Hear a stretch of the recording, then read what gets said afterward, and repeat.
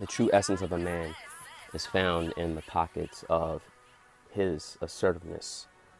And let's not commingle the idea with aggression, which is easily confused by someone's intent and intentions not being properly aligned. See, assertiveness is something that derives from singular vibrational energy that is concentrated in the power of understanding of who he is and the clarity of his beliefs. See, the more comfortable you are in who you are, those principles of assertiveness will naturally just exude through you in either silence or in your conversation. Remember what I was talking about charisma in your conversation? See, this is something that is not found in your image or your financial or material success. In fact, that is only the result in some cases. The only thing that you'll discover in your image and your material financial success is what is wrong with your reality and the people around you who are enabling that behavior. See, if you spend more time working on your image more than you do your reality, yourself, you eventually become an imposter. 9 out of 10 men don't even know that they're imposters.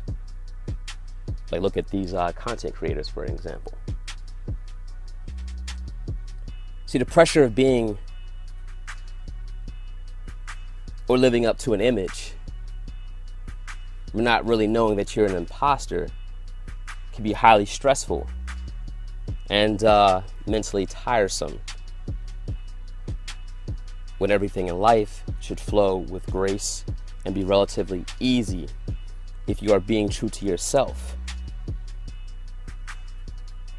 See, protection and assertiveness is something that is a natural order and a way of life expression for a man.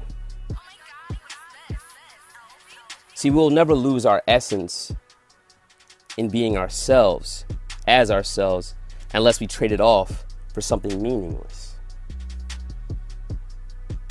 See, being into the true essence of your masculine energy requires an element of inner dialogue, discovery, and rightly dividing what is true from what is falsehood. Now, with understanding that, you can see the confines of your own soul or psyche, and you're capable of literally moving mountains. See, this is the condition of being omnipotent, which demonstrates the inscription of your identity beyond the surface. See, that's what makes us persistent, meaning that there is no quit in our makeup. It's not that we lack fear, rather we accept it as our existence, as part of our existence, and we face it with every opportunity by doing things afraid. See, the key to masculine fulfillment is found in living in our peculiar life. We make mistakes through our trial and error, but we still are able to find wisdom and humor in our errors.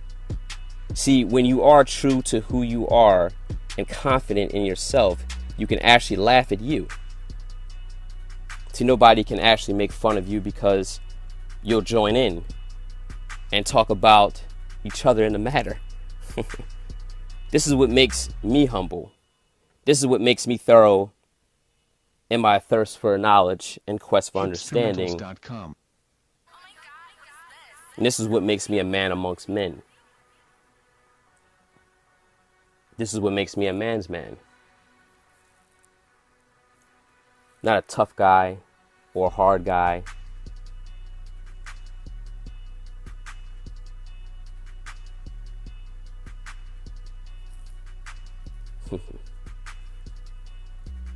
See, I'm not someone that's hard to like, but not necessarily easy to love if you're a phony. Because a man's man, based off of my experience, is the strong, silent type. Now, meaning by we're solid in who we are, but yet often we're the type to be quiet. And we're someone that's, I would say, well composed. But we can clown and shoot the shit with the best of them when, you know, we deem it's necessary.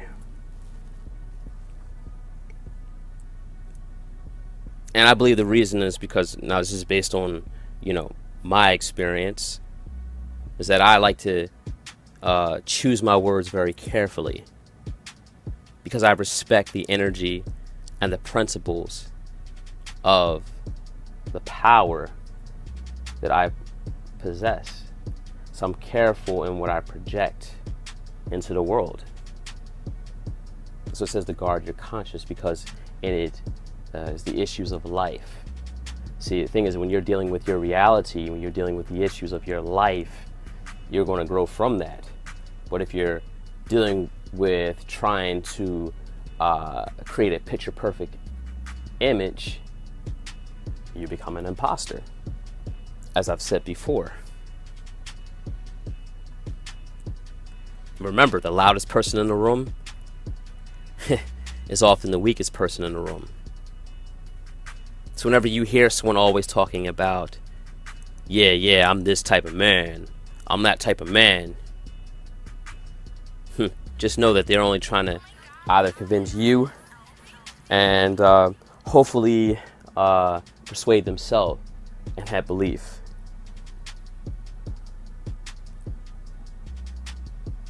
But as my grandfather has always said to me, time is always against a lie.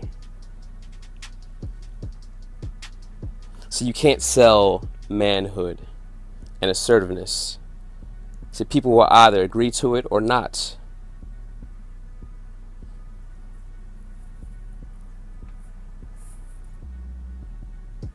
But it's not really your responsibility and their reaction. It is your responsibility in you being you and how you carry yourself. Because, you know, you could be a good-looking man, but have certain movements that make you unattractive to the opposite sex. Now, I've said before in previous drops that women have said that they like the way that I do me, right? And they've only met me that one time. How is that so?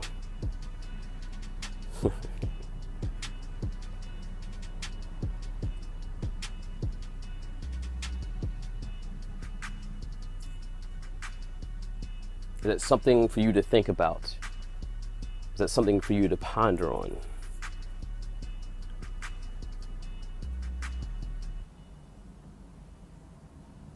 See, I don't have to tell a woman to submit to me. It just naturally falls